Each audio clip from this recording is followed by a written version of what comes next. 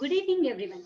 It's our pleasure to introduce Dr. Arvind Chinchure, who holds a PhD in physics and has an experience spanning 25 years in research and development, innovation, intellectual property, startup, incubation, venture investment, social development, policy consulting, and teaching. He is the founder of CEO of QLab Academy, focused on creating 21st century professionals and leaders in the areas of Industries 4.0 and innovation. He is credited with designing and implementing India's first two-year MBA course on innovation and entrepreneurship at the Symbiosis Institute of Business Management, Pune. He's, he has previously worked extensively in academic and industrial research at the Tata Institute of Fundamental Research, Mumbai, Camerlin One's laboratory at Netherlands, General Electric Global Research Center at Bangalore, India, Honeywell Technology Solutions at Bangalore, India, and Reliance Innovation Leadership Center at Pune, India. He is recipient of research fellowships from the European Union, Dutch Academy of Sciences, Max Planck Institute, Tata Institute of Fundamental Research and Development of Science and Technology. He has been associated with various universities around the world as a research scholar and industry research professional. Thank you for being with us, sir. We request you to take over the session.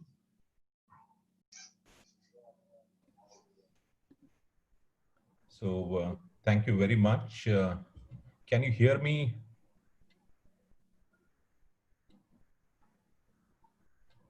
Can you hear me, please? Yes, sir. Okay. So thank you very much. This has been a great pleasure and honor to be part of this event. And I see the participant counts almost touching 200. So this also shows, the kind of response that you have for this webinar. So yesterday you had a great start. Dr. Raman, he spoke about education post-COVID. And what I thought was, next is what in education one should have and what kind of a skills that one needs to build in the face of various kinds of disruptions. So today I will speak on innovation and entrepreneurship in the disruptions that are happening in the past decade and very recent COVID-1. So let me share my screen.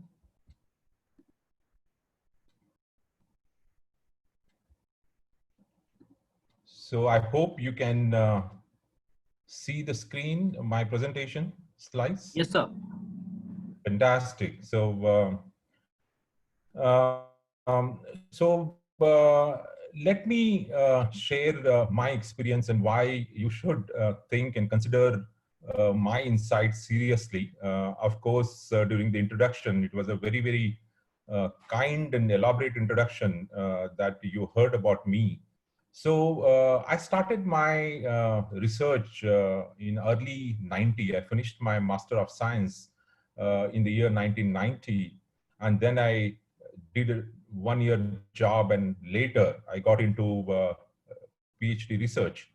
So I started my PhD research in Jan 1992, almost I would say 28 years back at the Tata Institute of Fundamental Research. Like any other student of research, I went I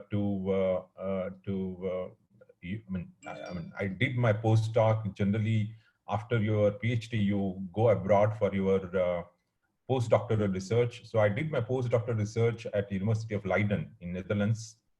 And this was a biggest change in my career. I was deep into research and particularly fundamental research in physics. Then I was introduced to technology innovation at the university in Netherlands, and that attracted me to get into the industry. So my first job in the industry was GE Global Research in Bangalore. GE was setting up a R&D center in India. They invited me to join the center. I did not apply, of course, for the job. After GE, I did my first startup, which was acquired by CPA Global. So way back in mid of 2000, startups were, the whole concept of startup was new. So I decided to be part of a startup, and within 1.5 years, The startup was acquired by CPA Global. It is still there in, if you travel between Noida and Greater Noida. It's a huge company today, on the way to Greater Noida in Delhi, NCR. Then I moved to Honeywell and then Reliance. And recently, I was an honorary chair professor of Symbiosis. Then I worked for World Bank and many other organizations. So my experience in the last, say, 25 to 30 years is basically in research, deep research, then technology, then intellectual property, innovation, strategy, policy, and many other areas. It has been a very, very fulfilling career for me in the last 3 decades. So let me share, because you are all students and you are aspiring to build your career, aspiring to be an entrepreneur or innovator. So my first introduction, because early 2000 or 90s, technology, patent, innovation, these were not the words that we used to hear often. So my first introduction to developing a product, and very sophisticated product, and doing an innovation which is first in the world, was in Leiden when I worked for a project which was a European Union funded project with an industry. So I developed, in a simplest term, I would say, I developed a thermometer to measure the temperature between 1 Kelvin and 1 millikelvin. 1 Kelvin is minus 273 degrees Celsius, and 1 millikelvin means 0.0027 Kelvin. It's an extreme low temperature. If you go below 1 millikelvin, or which we call it in physics, is a it's a ground state. Everything is a condensed at that, or stable system there. So this is the product that was developed. You see, I'm working in the lab in Leiden, in Chemelingo's lab. And today I can tell you that even after 20 years, this product is in the market, and there is no competition to this particular market. This is so unique about the product and the innovation that I could build and be part of this. And that really made me think, what is the power of technology, what the power of innovation for society, for a business, for the economy, and so on. And that led me to think that I should move to industry and build more and more newer products and innovative products. So later, this is my my professors. I was just thought I should recollect them today and thank them for the opportunity. On left-hand side, you'll see Professor John Maidosh, one of the top 3 professors in my field, and he was nominated to Nobel. And it was a great privilege to work with John. And of course, you will see other is Professor Ray Jacobson. He's a low-temperature physicist. And other extreme is Wim Bosch. He was an entrepreneur who was actually take the technology from us and build the technology and sell the technology around the world. And you see, in a blue shirt, young, I lost, my hair in last 2 decades.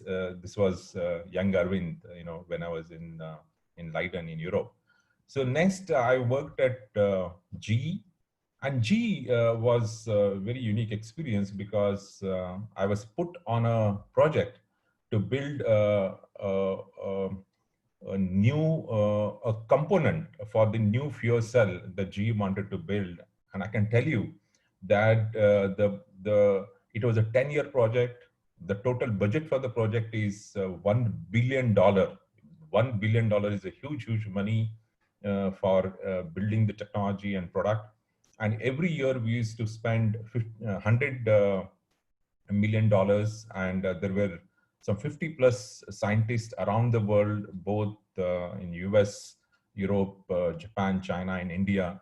And you see these fuel cell stack, and we were developing a new interconnect material. And this is where I was introduced to intellectual property, and I filed patents when I was in GE. So let me stop here about my experience in science and technology and innovation. Let me now share, what I have seen in this last, say, 30 years of my, when I moved from a student to research student to become industry professional. So I see major two massive disruption, and these massive disruptions have a big and huge impact on students, because I know most of you are students, and the huge impact on students and of course youth and professionals. So now the question is, which are those disruptions? One disruption is something which we are today experiencing. Last 4 months or 6 months is something which we never had imagined. We never had thought that one day we will have COVID, and that COVID will change the world forever. And there's a beautiful quote by Anand Mahindra, and he says that when real world development goes away beyond the wildest fiction, the world had changed forever. These are very, very powerful words from one of the most accomplished industrialists of India. So he says the world had changed forever. Why did he say that the world had changed forever? Because we are talking about new normal. The post-COVID era is going to be entirely new. Today, if you see, we had never imagined that we will be having webinars today, and there are so many webinars, online classes, now education will change and many other things. The reason world has changed is because of its impact on the health, about economy, huge impact on the economy. We are saying that we will lose globally, we will lose $9 trillion, which is a huge loss to our GDP. Businesses will have unimaginable impact. Every day I hear stories after stories. Of course there are certain certain good things that are happening in the for the companies. Like today we are using Zoom or Slack or Zoho. These are the companies who are doing doing it really, really well, but majority or most of the companies have been impacted very badly. Of course, there is a geopolitics. I will not get into that. The social, I will not get into that. But something which, as a students, you must know that there are massive job losses across the world. You know, US 40 million job losses, globally 265. These are just dynamic numbers because these are changing very fast. Just recently, I heard the job employment rate has improved in US. But in India, we are talking about 2.9 million job losses. But of course, this is an old number. And if I look at informal sectors and others, people saying that 100 million jobs have been lost. You take informal, formal sectors, and so on. So this is something which is a massively impacts students and who wants to build and enter into the workforce. So this was about first disruption, which we are experiencing today, and that is something which had never seen after the World War II. The second disruption, which has been happening, and this has been happening, for the last 2 decades, and I have seen that myself, the kind of changes that are happening in the world.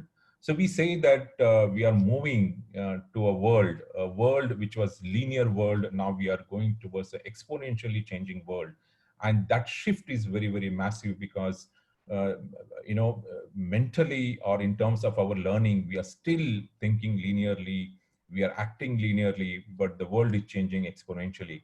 And that change, the exponential change in a new world is just because of the technology and technology driven change. So technology is playing a very, very important role, and that has a huge impact on the way we work, the way we live, and the way we will act in future. So what does this mean? As a student, you must be asking, what is that is going to happen? What will happen, or what is happening? So let me share. Of course, I can spend a lot of time on this, but I would like to take questions and answer. There is a very interesting book. The book was released, I think, one and a half year back. The name of the book is 21 Lessons for the 21st Century. It's an incredible book. This is written by Professor Yuval Harari. And if you just Google his name, and you will get so many videos, and he's one of the best selling authors in the world. His first book was Homo Sapiens, and that became a hit book. And this is his third book, which is making waves in the world. The way he has written, and the insights that he has derived and shared in this book. Just I will share some of the things that he has written. The first thing he has written is that, or one of the things that is relevant for us, is that the integration of information technology, the development that is happening in advances in information technology and advances in biotechnology, and that is enabling machines to become intelligent, and machines in future or have already started hacking humans. See, we all heard, Professor Yuval Harari says, we always heard hacking machines. We always used to say that, I want to be a ethical hacker, or I hack machines. Therefore, whole cybersecurity field emerged. But now the machines will be hacking humans, and that is something which is a unimaginable development that has happened, and that is because of the integration of the advances in biotechnology and information technology is leading to that. Now, just I would like you to take a pause and imagine, what it means to all of us when machines become so intelligent that they will know more about me than myself. That's what he's saying. So what does this mean? And the question is, are we prepared as a student, as a society, as university, as teachers, and as a nation? This is the question I think we need to start thinking about. Then he says that once machines become more intelligent and more intelligent than human beings, then there will be a rise of the class of useless people. So here, useless is more from an economic sense. What it means that machines will become so intelligent that humans, or they will replace humans in terms of a job and work. And those who cannot do better than the machines, they will not have jobs unless the humans will actually start building, upskilling, or developing newer skills so that they can work with the machines. So he says that there will be a rise of this class of useless people.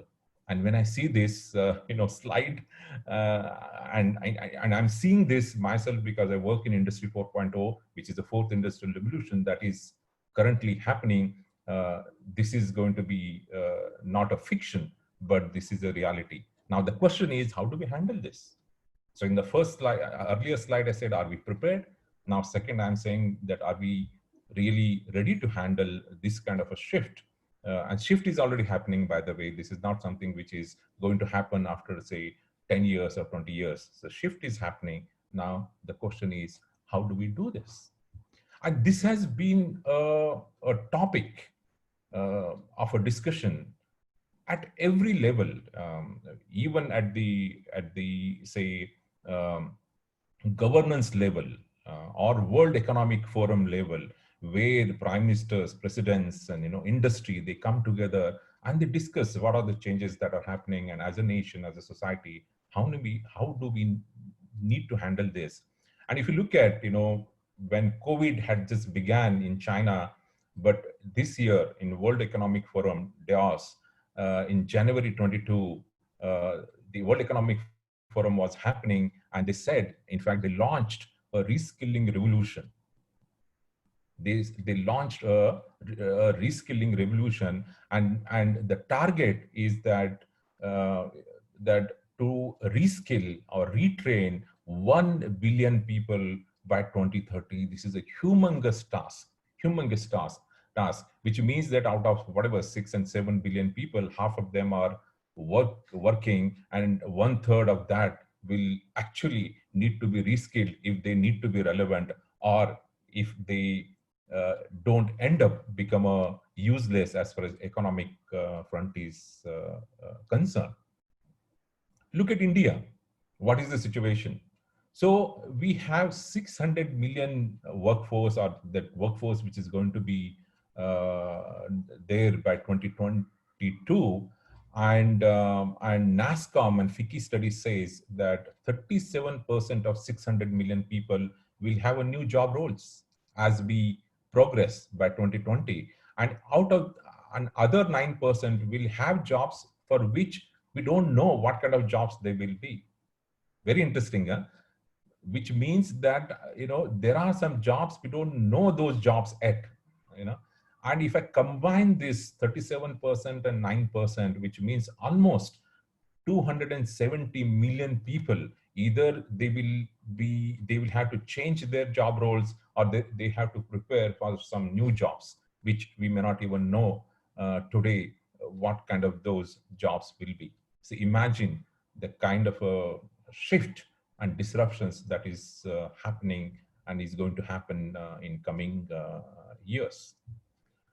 So now, if I just look at what great person, Albert Einstein said, he said, we can't solve our problems by using the same kind of a thinking we used to when we created them. At that time, he said, we created them, but in this disruption, we can't solve the problems using the same kind of a thinking that we are used to. So we need a different thinking. So now look at what is happening. Amazon, for example, Amazon decided to retrain 1 lakh employees around the world.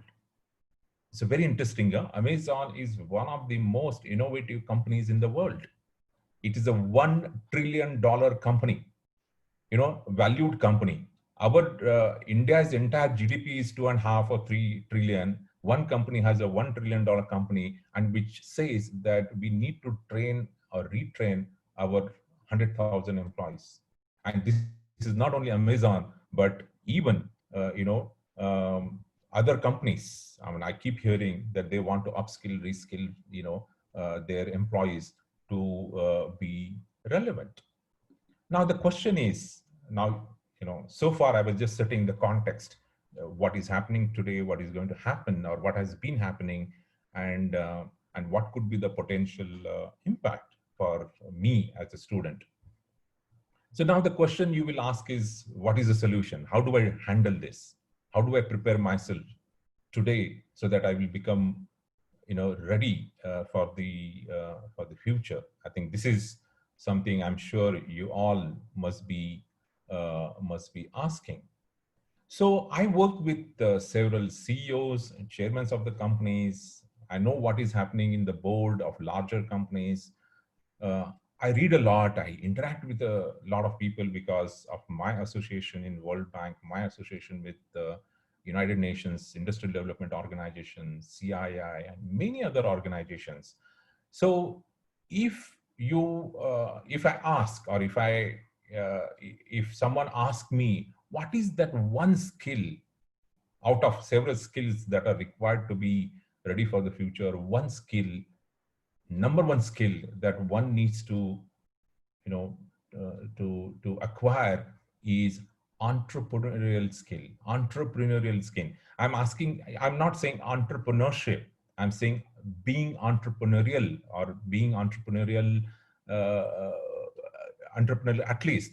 So what this means is, suppose if I ask a chairman of a company, I said, with given changes that are happening, what kind of a person that you want to hire? He says, I want to hire someone who is entrepreneurial. What it means is that even hiring, I'm saying entrepreneurial. There is a difference between entrepreneurship and entrepreneurial, because, as an entrepreneur, you can, start a new enterprise or a new venture. But if that new venture has to be successful, what it means is that I work with Dr. Desh Deshpande, who was an advisor to Obama, and also, one of the serial entrepreneurs, successful entrepreneurs from India. He says that if one entrepreneur has to be successful, we need 99 entrepreneurial people supporting that entrepreneur. So whether it is a large company or whether a small company, we need someone who is an entrepreneurial in nature. When I say entrepreneurial, that person knows how to find an opportunity. How do I solve that particular problem? So how can I be creative? How can I lead? How can I be innovative? If I look at all these, how can I think critically? How can I work with the team? How do I, build certain skills continuously? So these are the traits of an entrepreneur. So entrepreneurial person. So you may not start a company, but even if you have to work in a company, you need to build that skill. That the one skill, if you can build, that is entrepreneurial. I think I have given certain characteristics or traits of an entrepreneurial person. And that is something which is extremely important. And believe me, that our educational system goes exactly against being entrepreneurial, because our education system is basically built around a second industrial revolution, that is assembly line production, which means at that time, companies wanted people who can be part of an assembly, which means everything is fixed and they needed a people who can just do that work. But in the fourth industrial revolution, we have gone a long way, but our education system has remained same thing, because we want to be followers. We are looking for a job, and the job where the company will tell and you will execute. We don't need executors now, or more executors. We need more and more problem solvers. If you go to a company, I had one chairman with whom I worked. Anyone who went to meet him, he will never talk about the challenge. He will go with a solution. So now companies want someone who can come with a solution, not just with the problem. Anybody can, talk about the problem. So this is something which is extremely important. And remember this, that at least in our educational system, at least in India, we are not discussing about being entrepreneurial. So if you can build that, you will be one of the sought after person, both for the companies, you can become entrepreneur there, and also if you want to start your own company, and if you want to be a successful entrepreneur. So let me share what is happening in India. Let me just come back now to Indian context. What is happening? So are there any entrepreneurs? Of course, that India is now third largest ecosystem for startups. So we are seeing entrepreneurship thriving. Now it's a hotbed for the innovation based entrepreneurship. But let me share some of my experience of working with various entrepreneurs, because sometimes as a student you think that maybe perhaps I'm not a right person for to become an innovator or to become an entrepreneur. So maybe I cannot build a company, or I cannot do something. So these are some of the things that we always have in our mind, and that stops us. So let me give a couple of examples of tech entrepreneurship, and then of course we will learn from these case studies, and then we will do the Q&A. So I said, instead of talking about randomly, giving example or case studies of very successful entrepreneurs, I said, let me take one particular highway. The highway is NH4, starting from Chennai, let's say Mumbai. Let's take this highway. And what I did was, I just picked up at least one example from each of these places, because you will see large cities and smaller cities. Of course, I have a lot of case studies because at the time I have reduced the number, but it will explain, to you what I want to share. So let's start with Chennai. So we are beginning our journey from Chennai to Mumbai. Our first destination is in Chennai. Look at a company, Zoho. Zoho is an incredible entrepreneurial story. This was started by, Sridhar Wembu. And I think this must be his second startup, but the first startup perhaps may not have gone well. Then he started this Zoho, and he did it very frugally, in a small place in Chennai, not a glass building and huge air conditioned space. He started very small.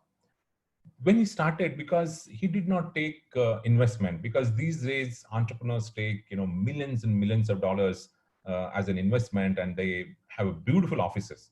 He said, even till today, he has not taken investment, though it's a unicorn, it's $1 billion company.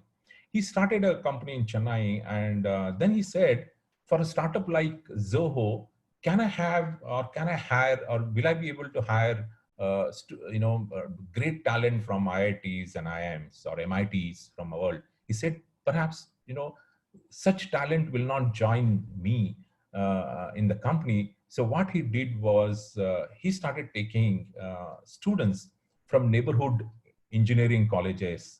And in these neighborhood schools, they were like, just pass engineers or failed engineers or just pass MSc. And even he started hiring disabled people. And he created something called Zoho University, and he started training. And after the training, they started working in the Zoho. And today, Zoho makes a world-class product, and they have 50 plus million users around the world. 50 million users around the world. It's $1 billion company. And I like a quote from Sridhar, and he says in one of his talks or articles, he says, and this is a great learning for all of us, is that you really do not need to be an IIT or an MIT graduate to develop world-class products. Of course, he's from Princeton, by the way. He came from Princeton, and he says we don't need, or we can have talent from our neighborhood schools and colleges to create a world-class product. In fact, if you look at, just do the Google, last week, in fact, he was not in San Francisco, but he was in a small village in Tamil Nadu, where he has an office. He's working from a village in Tamil Nadu, and he's running an office from Tamil Nadu. So this is an incredible story of a Zoho. What it tells us that, one can be an entrepreneurial. It doesn't matter whether you are from VIT, NIT, IIT, MIT, it does not matter. One can be an entrepreneur, but one has to have that hunger, that attitude, right kind of an attitude, and right kind of a purpose in life, so that you get such opportunity and you can be an entrepreneur. It's a great story of Zoho. From Chennai, if we come to Bangalore, I know Dr. Shyam Vasudeva Rao. He was heading Philips R&D in Bangalore. Before that, he was heading Ericsson R&D in Sweden. So he said that healthcare is a huge challenge in India. There are very few technologies or solutions which can actually help poorest of poor. So then he started his first company, which is called Forus Healthcare. And the trigger for his first company was, he said, there are millions of people who should not be blind, but they are needless blind. Millions of people in India, they should not be blind, but they are blind, needlessly blind, just because they don't get access for the screening and treatment. So he created the first product, which is called Trinetra. And Trinetra is an ophthalmology device. And now this particular device is sold all over the world, which means, you can take this device, put it on your cycle or cycle rickshaw, and then you can do multiple eye screenings, including diabetic retina. Otherwise you have to spend half a day in the hospital, but here is the device which can be taken on the ground, and anywhere, anytime you can do this. After that, he said that healthcare is such a huge field. Just by taking care of ophthalmology may not work. So then he started another company which is called Renelex, and in Renelex he has built from the scratch a dialysis machine. And I feel so proud that India is perhaps third or a fourth country in the world to develop dialysis machine. So you will understand, right? There are only 3 or 4 countries in the world who have technology and products, dialysis product. But today dialysis is so expensive for poor people or even for middle class. So he said, can we create from the scratch, dialysis machine? Now this machine is now being used for treating COVID. Can you believe this? So it is clinically tested, and now this is being deployed to treat COVID patients in a small towns in Karnataka, and now they are going to deploy across India. So that's the power, that's the opportunity that we have, as an entrepreneur. So again, on this NH4 journey, from Chennai to Bangalore, the next destination is, say, let's take Hubballi, or it's called Hubballi or Hubballi. It's a town in Karnataka, and there Vivek Pawar, again a very dear friend. These are all my friends. And Vivek Pawar, he was working in Texas Instruments in Bangalore. And one day he decided to quit Texas Instrument and said, I want to start a company. But imagine, this is a semiconductor based company. You need a high talent, high caliber talent. And that talent is available generally in cities like Pune, Bangalore, and Chennai. But he said, no, I will start this company in Hubballi. And he started a company in Hubballi, a semiconductor chip design company, and that chip design company which offers the services to some of the most advanced companies like Intel, Cadence, ARM, and so on. When he built this company, he started this company with the talent that existed in Hubballi. And also he hired 12th pass students. But they were in villages, they did not have an opportunity to do further study. After 12th, they did good in 12th standard, and they just were staying in a village. Then he pulled them, he picked them and gave 1 year training. And now these people, they build the technology for Intel, for Texas, for ARM semiconductors and Cadence and so on, to an extent that some of these students, 12th standard pass students who took 1 year training when they were doing chip designing, even the Texas Instrument hired these kids. So one side there were 70-80% mark holder, a distinction holder engineers, and other side here was a student, 12th pass student from a village. He goes through 1 year training, and then he's hired in Texas Instrument compared to these engineers. Look at the transformation. And just a couple of months back, Senkel Semiconductor was acquired by HCL for at least at 150 crore rupees. So what it means is that you can build the company even in tier 3 city with existing talent and create a 100 plus crore company. This is a great example of a Vivek who did this. So now from there, if you come on the way is Belgaum, Kolhapur, and off the Kolhapur and Karad is a Sangli. Again, another person that I know is Sham Gurav. I had met Sham Gurav. He's also part of my team, QLIP. I had met Sham Gurav in 1997 or 98 when I was a visiting scientist in Germany. And I had my lunch, and after lunch, generally in Germany in universities, we have coffee. I was having a coffee and I see a couple of Indian students hanging around. First time I saw, and I'd met Sham. Sham was doing his final semester in IIT Madras, and he was one of 100 students selected by German government to do final year semester in Germany.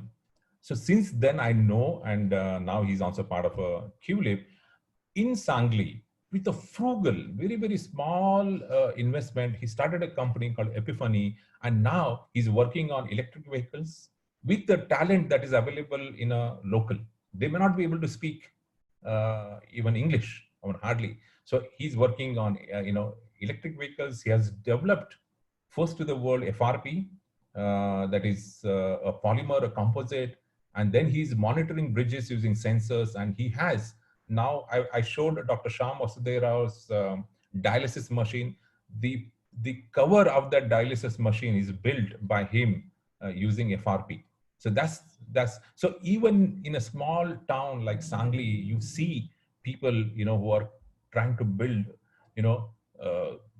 technology and products from India for the world. I think that's something which I thought I will share with you. And from Sangli, if you come, is nearest is Pune on the way to Mumbai. And Pune, I met a very, very interesting entrepreneur. An entrepreneur, young entrepreneur, 10 years back.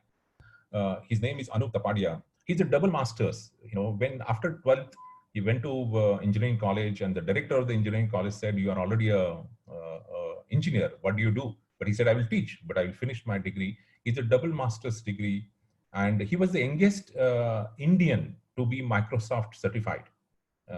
And he did it when he was in 9th standard, when he was moving from 9th standard to 10th standard. And then he went abroad, he returned, and he started a company with only one vision. His vision was, I was asking Anu, what made you to start a company? He says that India is known for services, IT services, but I want to make India a product company. And he started building the products, all these sophisticated interactive displays and so on. And it's a very, very successful company. And again, great example. But I can give in each city, I can give, because I work with so many entrepreneurs. Each city we have entrepreneurs like Anup and others. But let me share, because so you might think that the stories that I told, because of my personal relationship with them, either someone has come from Princeton, or someone has come from Texas Instrument, or someone has come from IIT. But let me tell you what is happening in India. It's amazing, the kind of the vibrancy that I see in India. Ashok Soota, at the age of maybe 70 plus, he started a new company called Happiest Mind. So age does not matter. So for starting a company, I met Shrikant Bola, again, physically, visually impaired person, such an inspiration person. When I met him a couple of times. Today, I mean, he was rejected by IIT, but he did his studies at MIT in US. And today he runs a company, which is a 50 crore company, or maybe now he must be a 100 crore company. The next one you see is a monk, Ashwin. He was a monk at the early age. He decided to become a monk, and he went all around the world in different monasteries. And once he was in US, and he said, whatever I have learned, can I now share this to the world, the wisdom, the well-being concept? He started this company called AHA. And so I was surprised that a monk becoming an entrepreneur. So that's what is happening in India. If you come down, the check shirt, some of you may know, is Akash Manoj. He was a student who developed wearable device to detect before the heart attack happens. Incredible journey. There are certain beautiful videos that you see young students developing products, first to the world products. And then you will see a yellow or orange sari, Kamal Kumbar. I went to her place in a small village in Usmanabad. She's receiving an award from our former president. Kamal Kumbar runs now a company worth crore or multiple crores. She travels all around the world from a small village. Now, not only she's an entrepreneur, but she has created hundreds of women entrepreneurs in rural parts of Maharashtra. So it doesn't matter whether you are a woman, visually impaired, whether you are old, whether you are a monk, whether you are a student, because now one can become an entrepreneur, or one can have that entrepreneurial mindset and thinking. And I shared about Vivek, who did it in tier 3 city, who is an extreme orange shirt. So for entrepreneur to become an entrepreneur, it doesn't matter what is your background, where you come from, what is your age. It does not matter. I think this is what I thought I will share with you. But what is it that we can learn from all these people? So what we can learn from, so how do I differentiate myself or ourselves with these people is, these are some of the things that I see evidently, and abundantly with these people. First is, all of them, they have set unreasonable goal. Unfortunately, we as a student, we never, our goal is what? Our goal is to finish, say engineering, finish our whatever undergrad or postgraduate and get a job in Infosys and Wipro. That's a very, very, normal goal. It's not unreasonable goal. So entrepreneurial people or leaders, entrepreneurial leaders, they always set unreasonable goals. The second is, they always challenge the status quo. We always follow the status quo. We want status quo. They want to challenge the status quo. They want to challenge the conventional wisdom.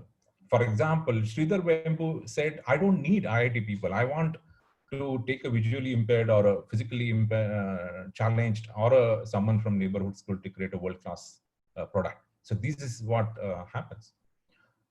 And what you saw, get ordinary people to do extraordinary thing.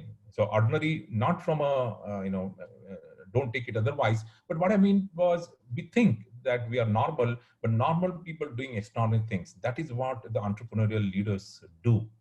And these entrepreneurial leaders are always discontent with the existing things. Again, they challenge the conventional wisdom, they challenge the status quo. They want to always do certain things which is new. And always they convert adversity into opportunity. For example, today, there is an adversity. I think we have an opportunity to convert this into a newer opportunity. So, now, so my goal, after doing all these things, when I crossed my 50, I started my own company to create this 21st century leaders and professionals, because this is what India needs today. This is what the world needs today. I could have been sitting at home, comfortably doing my consulting and my advisory role, but I said, let me be an entrepreneur. So this is my 4th startup. I started this to create this 21st century, professionals and leaders. So what I felt and what is necessary is that today we are in Industry 4.0, 4th industrial revolution. So we must acquire, all of us, we acquire knowledge, skills, competencies in Industry 4.0. We must be entrepreneurial. We must acquire skills of innovation, and we need to, learn and build the solutions. So we find the problems and build the solution. So that's our model to create this 21st century professionals and leader. This is a young company. We recently started this. We have partnerships with the universities all around the world, including Fraunhofer and many other universities, and you can get a detail from the website. So one of the things that we are into Industry 4.0 and also other areas around Industry 4.0. We are doing half-a-day workshop on data science for industrial applications. On 14th, it's a free workshop to know why data science is important and what you can learn from data science and how you can apply data science for industry. It is a free. Anyone can register for this. In case you want to register, please register. Again, Dr. Shyam Gurav, I shared about him. He's an incredible mind who is going to share. He solved some of the most critical problems of NASA when he was in Virginia Tech. So you can listen to him, what data science is and what is possible with data science. So you can go to our website and you can register. So just to conclude, so what is missing? Why we are not producing innovators and entrepreneurs in academic environment? It is just because I feel that there are 3 things. My own model, there are 3 things that are missing. in our academic institutions, we don't have right programs around entrepreneurship and innovation. Of course, now slowly that trend is increasing, but still we need a lot of programs, training courses and many other things on innovation, entrepreneurship, and so on. But we also need platforms to exchange ideas and to connect with other people, because for this we need a lot of diversity, a lot of connect, not only within the campus but outside of the campus. So we need to build certain platforms and give those platforms to the students so that they're exposed and connected to the entire world. And the third thing is, in the university or in the college, we need to have places for experimenting. We need makerspace, we need incubation center and so on, where we know the problem and we can solve the problem, and we know we have mentors and we have other experts to support us. So use this 3P methodology to create or to become an entrepreneur in the academic environment. So this is where I will stop. I know we have, I wanted to finish this in 40 minutes, but I finished at 45 minutes. So we have still, 12 to 15 minutes for Q&A. Thank you very much. So let's take some questions. So if you have any questions, please, share those questions so that I can respond to those questions. Thank you, sir, for the valuable insights. So, sir, the questionnaire will start now. Yes. I request all the participants to please post your questions in the chat box.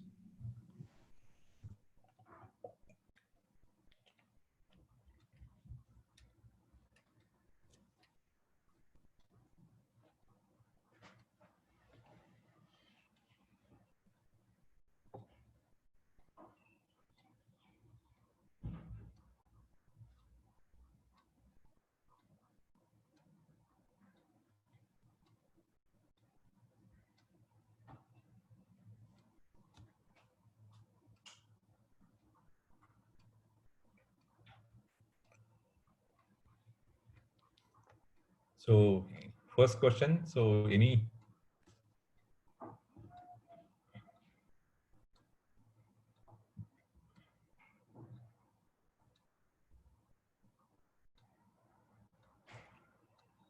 From organizing team, any questions?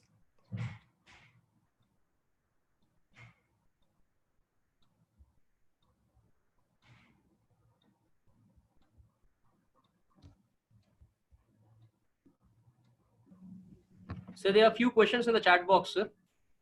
Yes, please.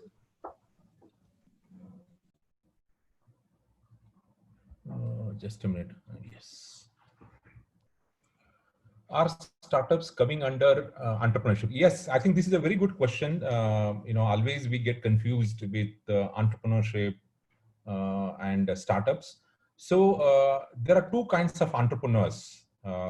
One entrepreneur is something which is like starting a neighborhood, say laundry or a kirana. So that is also one kind of entrepreneur, or trading, for example. But whenever we today call or use the word entrepreneur, here the entrepreneur means innovation-led entrepreneurship, which means there is something new in this, whether it is technology or no technology. So startups are come under or they are also called entrepreneurs or entrepreneurship. So then next is, what type of startups are financed through crowdfunding? There are many crowdfunding platforms. See, today what is important is that there are different kinds of financing things that are available. So for a very high risky ideas, you can get a grant from say from Government of India.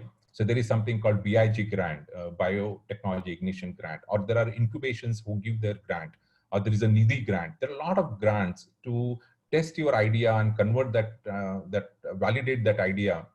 But once you have that validated solution, then you can go to angel investor, or you can go to say venture capitalist to get the funding. So today funding is abundant in India. What is missing, or sometimes sometimes we don't get the funding, is just because we don't have great idea. So if you have a great idea, the money is available. Money is available from say 50 lakhs, few lakhs, all the way to millions and millions of dollars. So abundant investment is required.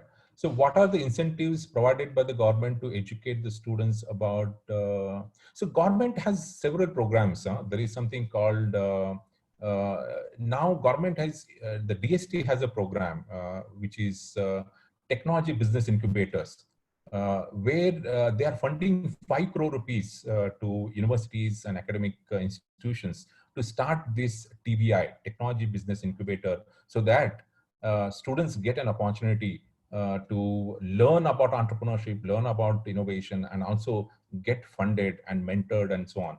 So, but there are many other schemes. Suppose you have a patent to be filed, then government has a scheme for that, and there is a funding possibility, and there is a Startup India website, and if you can go, you will get all these schemes and facilities that government is offering to this thing. So someone is saying, good session, sir. Thank you very much. Thank you very much for this compliment. Compliment to Bapi Raju. Thank you for this.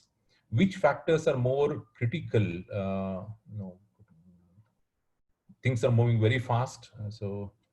How far the incubation cells at colleges and university helpful to start startup to become a you take these university colleges incubator as a springboard just to learn certain fundamental things about innovation and entrepreneurship, because many colleges may not have right faculty, right entrepreneurs who can really mentor to this. But this can be a great springboard for you to go to next incubator or next accelerator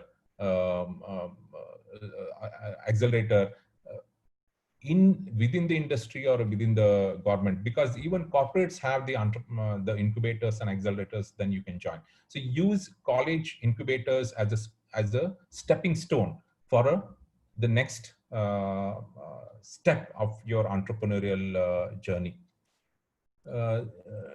Mr. Edia is saying, sir, what are the basic ideas to become successful entrepreneur in COVID-19?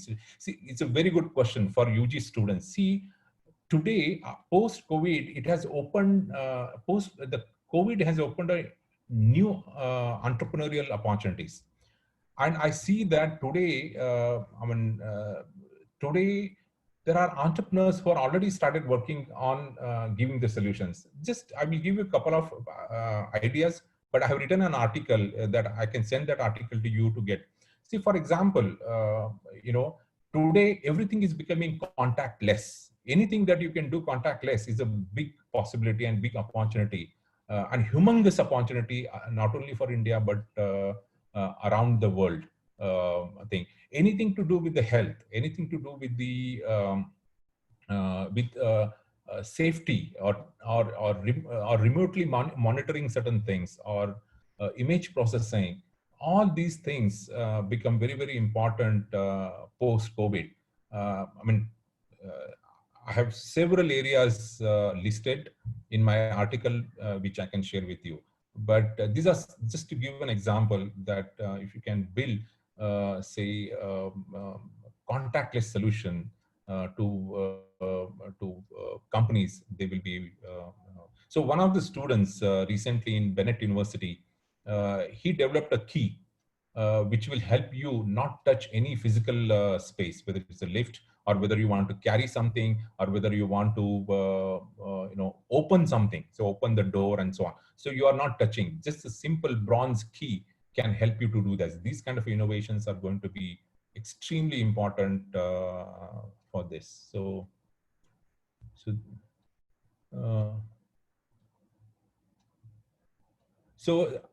Akshita, she's asking a very good question. She says that, do you believe there is some sort of a pattern to become a successful entrepreneur? Yes. There are certain patterns, certain traits, or certain spark that I have seen in entrepreneurs. So these are the people who are hungry, they have a bigger purpose in life. They don't hesitate to fail. because in our society, failure is not acceptable, right? They don't hesitate fail. They don't, hesitate to ask for the help. So they have empathy for the people. They have empathy for the society. They have an aspiration, to give more jobs. Why every time I should seek job? Can I create more jobs? So these are kind of a people, sometimes they say they are foolish, they are hungry, to achieve something in their life. They want to do something different in life. They want to do something which is meaningful in life. So these are the people, I always see when I watch student, if a student is trying to do something different, he has or she has the potential to become a entrepreneur. For example, if you're walking, say you are from hostel to say a class, do you follow the same path, or do you take every time different path? Do you observe? Do you experiment? Do you challenge? So all these are the traits that are important to become an entrepreneur.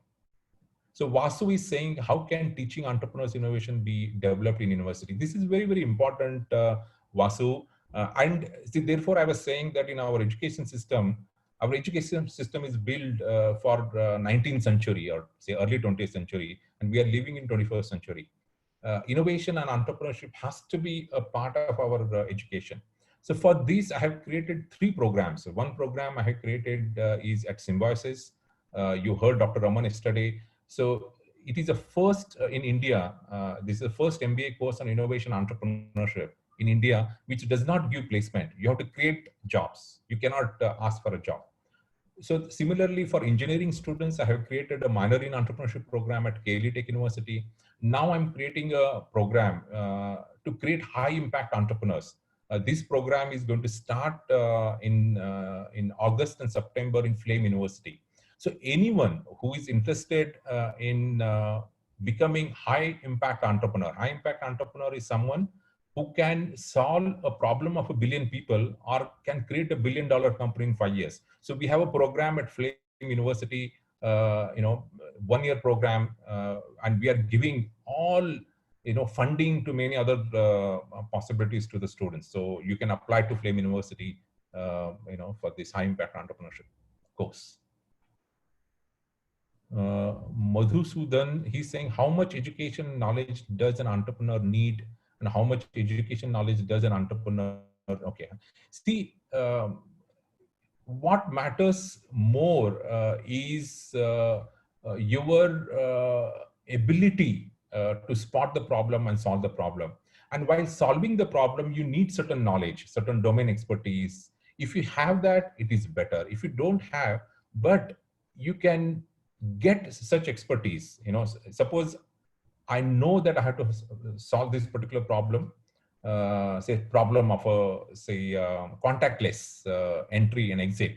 And for that, I need a chip, I need an IoT solution. But there are IoT experts, there are electrical, electronics, mechatronic experts. So you can go to that friend or an expert and get that domain expertise. It is better to have certain knowledge about innovation. Say, for example, I should know how can I solve this problem. There are certain tools, there are certain practices, there are certain methods that I should know. Even for entrepreneurship, there are different processes and methods that you can apply. That knowledge is very, very important, but domain, you can, if you have it is good. If you don't have, you can get it from outside.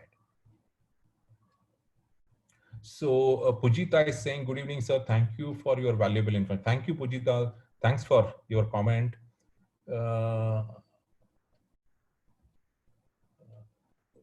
Then good evening, sir. What place of advice would you give to college graduates who want to become an entrepreneur? My first advice is that for college graduates is that just look around what kind of problems that you are facing, or what others are facing as a student or within the society. I met an undergrad student, just to give an example, undergrad student in Belgium. In Belgium, he found that why a bullock cart, a farmer has a bullock cart to carry, grains and so on, but the bullock cart does not have a brake. whenever there is a slope up or down, it's the most difficult to handle bullock cart. He said, can I build a brick to the bullock cart? And he built it. And Mr. Ratan Tata, gave him an award for this. So you look at the problem and try to solve that particular problem. It could be small problems, but once you start spotting the problem and solving the problems, that will help you to think bigger problems and very novel, innovative, creative solution. And once you have some ideas, then you can join incubator or accelerator or join some other, courses, institutions to get more funding, mentoring, so while building the solution or product or solution.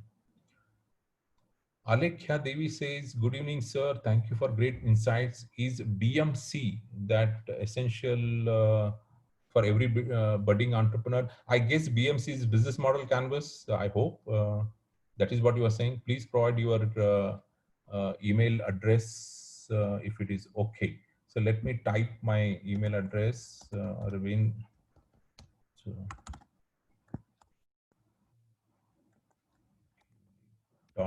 .in.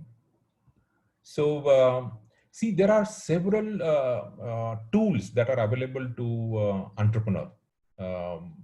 So we need to acquire as many tools as possible, so that suppose what these tools will do is, suppose you would have taken, say, 10 months to do this particular, say, to prototype a solution. When you have tool, you can do it in 2 months or 3 months, and quickly you can validate, you can iterate, you can pivot, you can test with the market. So these are very, very important tools that you should try to acquire. And there are many courses today available freely, and you can learn these. Of course, during the next say 8 days or 10 days, the different speakers are going to share different tools of entrepreneurship and innovation. How to express our entrepreneurship during interviews conducted by the companies. See, this is very important. Entrepreneurship is also a great way to enter into a company. See, today, suppose you have 100 students in your class, and say there are some 20 students who are, say, 70 plus. How do you differentiate yourself? If you demonstrate that you think differently, you act differently, you have done something very different. Say, for example, the kind of a project that you did, the kind of a solution that you build, the kind of attraction that you got with the industry or other incubator. So that will immediately give you a job. In fact, there are certain models today. The models are now companies are saying, we don't want to know whether which college you are from and what percentage you have. What they do is they do the hackathons. They give you a problem, and whoever solves the problem will get a job. Now, future, when you want to get a job, already that has started. It is not about how many percentage, what is the percentage of mark, which institution you are. They will only say, can you solve the problem? And if you can solve the problem, you will be hired. So Arya is saying, good evening, sir. Thank you for your valuable information. Thank you, Arya. So what is the procedure recognized as a startup? So you have to register as a company. Either it is a private limited company or it's a LLP or a proprietorship. You have to register this company and to become a part of a Startup India process to get certain incentives for a startup. They say that something innovative solution you should have. It could be innovation in the business model also, not the only technology. So, so you can have a 2-person company, 3-person company. You have a challenge you have taken, and you are solving this, and it is a company. Then it can be called as a startup. So Guntu Tirumala Rao, he's saying, thank you, sir, an excellent session to our brightful future about entrepreneurship, how to realize the startup. Thank you very much. This makes me, good, makes me feel good, but also for organizers, organizing and taking all this effort. So the next question is, could you help us giving mentorship to us? See, my thing is, since I work with a lot of organizations, I may not be able to spend more time, but I can introduce you to other mentors and institutions who can give mentors, right? Please write to me. Tips for developing young entrepreneurs. Uh, uh, for young, you see, entrepreneurship is true for young or old, but someone who always thinks doing differently, acting differently, always experimenting, solving problem, assembling certain things. So these are some of the things that you can develop. So suppose you are an engineering student, suppose you are in mechanical engineering, try to see whether you can develop something new. Today, I was watching a video. In video, someone said there are so many cigarette butts they are thrown and they don't get decomposed. So one student said, how can I now recycle those cigarette butts? And he developed the entire solution. Or say, for example, waste management. Can you develop certain solutions for waste management? There are many, someone who is looking to create something can be or you need to be, creating something differently. I think that will help you, to build that entrepreneurial, mindset and to become an entrepreneur. So Srinivas is saying, thank you, sir. It is indeed a great session. Very happy and satisfied session it was. Thank you, Srinivas. So nice of you. Then thank you, sir. Excellent session. Okay. Sandhya, thank you, sir. Thank you, Sandhya. Vasu, what are the basic reasons to fail in? See, failure is a part of a startup. I mean, if you don't fail, you can't become an entrepreneur. You take any entrepreneur in the world has failed thing. What happens is, suppose if that, so there are certain tools and processes not to fail later. So there are ways you can fail fast and quick and cheap, so that you don't invest too much of time and effort to fail later. So there are certain methods we can apply, but see, as you start building newer solutions or the solution, and market gives you a good response, whether this is a solution that will work, doesn't work, will they pay or not pay. Based on that, you will discover newer ideas and newer needs, and you can, slowly change the solution what market needs, so that you eventually end up succeeding. But failure is a part, and you can only, ensure that you don't fail at a higher cost at a later stage. But if you persist, you can succeed in startups. So, sir, according to you, what does an entrepreneur main quality that he or she always, when I gave you, 6 qualities of entrepreneurial leader, unreasonable goals, always challenging the status quo, thinking unconventionally, converting adversity into opportunity, then using smaller resources. Resources don't stop, but your aspirations are high. So these are some of the things that will help entrepreneur to succeed. How to express our entrepreneurship during the interviews I have shared. Thank you, sir, for informative and valuable session. Thank you, Perisetti. How can teaching entrepreneurship be developed at universities? I have shared the 3 models. 3P model is a great model. Programs, platforms, and places that will enable you to build the entrepreneurial, innovative students and even faculty. Yes, business model canvas is a very, very good tool for any entrepreneur at an early stage of idea and solution. So that brings a lot of clarity whether it works and if it works, what should be your plan. So we are very much glad to have you on board, sir. Thank you very much, Rahul. Sir, what sacrifices does such entrepreneurship? See, it's a very good question. Huh? See, entrepreneurship is not easy. It requires, it's a high risk, it's demanding, and you need to sacrifice a lot. So, like for example, if you are in a student community, if you are an entrepreneur, you may not be able to spend weekends for parties. You must be doing some research or talking to the other entrepreneurs or going to the market and observing and so on. So you need to sacrifice, but the rewards are very, very high.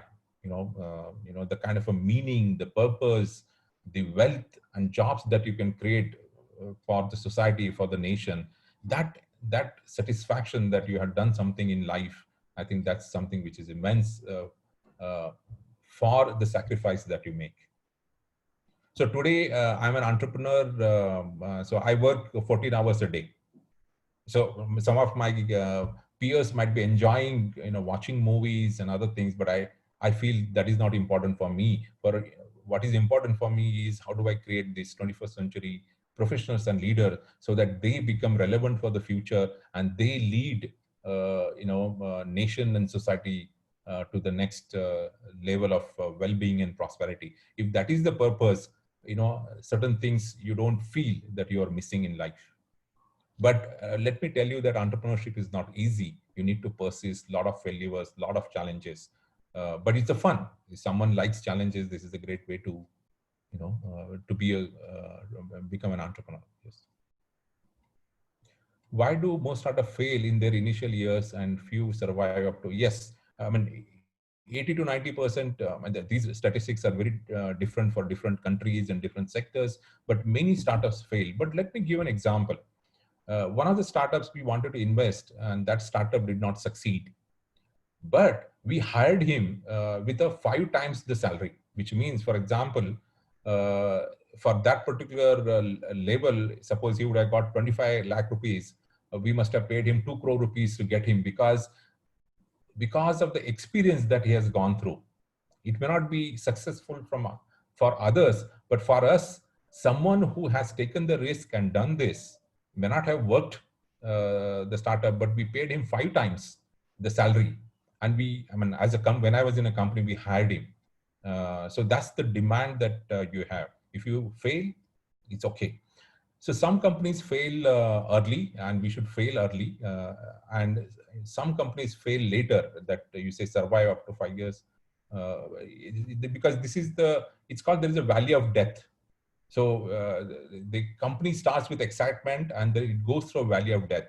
Because as an entrepreneur, we are always excited with our innovation, our product and solution, and we assume that market wants it, but you realize that market doesn't want it for certain reasons, therefore it fails.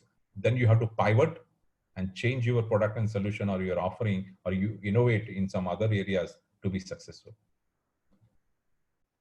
I think I must have covered most of these questions, but still there are a lot of questions, but I have crossed already 15 minutes more. But you can write to me. I will try to answer. I'm giving very quick answers considering number of questions, but I can share my deeper insights on each of these questions later. So thank you very much. Thank you, sir, for giving us an insightful lecture and enlightening us with your valuable experience by taking out time from your busy schedule. All of us are really blessed to listen to you. Thank you once again. Thank you for giving us this wonderful lecture, sir. Thank you. Thank you very much. I see Yogesh Kumar has raised hand. Anything that, or anyway, let's close. Yogesh, in case you want to ask, I have given my email address, so you can write. Thank you. So this session will be recorded. This session is recorded and it will be posted on our YouTube channel, sir. Yes. Yes, sir. Thank you, sir. Thank you. Thanks a lot.